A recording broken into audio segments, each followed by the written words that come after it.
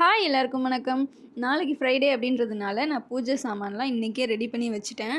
So clean பண்ணி வச்சுட்டேன். நல்லா பளபளன்னு விளக்கியிருந்தேன். எனக்கே பார்க்க ரொம்ப ஆசையாக இருந்தது. ஸோ நான் பூஜை சாமான் க்ளீன் பண்ணுறதுக்கு கரண்ட்டாக என்ன யூஸ் பண்ணுறேன் அப்படின்னா, புளி எடுத்துக்கிறேன். புளி எடுத்து ஃபஸ்ட்டு கொஞ்சம் பிசுப்பெல்லாம் தேய்ச்சிக்கிறேன். ஸோ தேய்ச்சி முடிச்சதுக்கப்புறம் சபீனா இருக்கு இல்லையா, புளியை சபீனாவில் தொட்டு நல்லா தேய்ச்சோம் அப்படின்னாலே நல்லா பளபளன்னு வந்துடும். அண்ட் வர்ணிகா இன்றைக்கி வந்து யோகா கிளாஸில் இந்த மாதிரி சொல்லி கொடுத்தாங்க அப்படின்னு எனக்கு பண்ணி காமிச்சிட்டு இருந்தா. இவ பண்ணுறத பார்க்கும்போது எனக்கு என் சைல்ட்ஹுட் ஞாபகம் தான் வருது.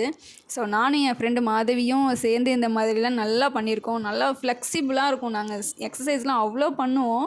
ஸோ அதெல்லாம் விளையாட்டுத்தனமாக பண்ணது இன்றைக்கி இவங்களெல்லாம் கிளாஸில் போய் கற்றுக்குறாங்க. எப்படியோ இப்போலேருந்து உடம்பு ஃபிட்னஸ் இருந்ததுன்னா சரிதான்.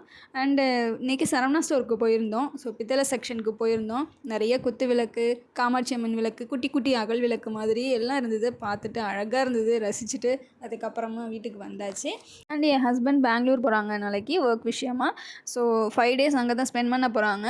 நானும் என் ஹஸ்பண்டும் தனித்தனியாக இருக்கிறது இதுதான் ஃபர்ஸ்ட் டைம். கொஞ்சம் கஷ்டமாக தான் இருக்குது, இருந்தாலும் அக்செப்ட் பண்ணி தான் ஆகணும்.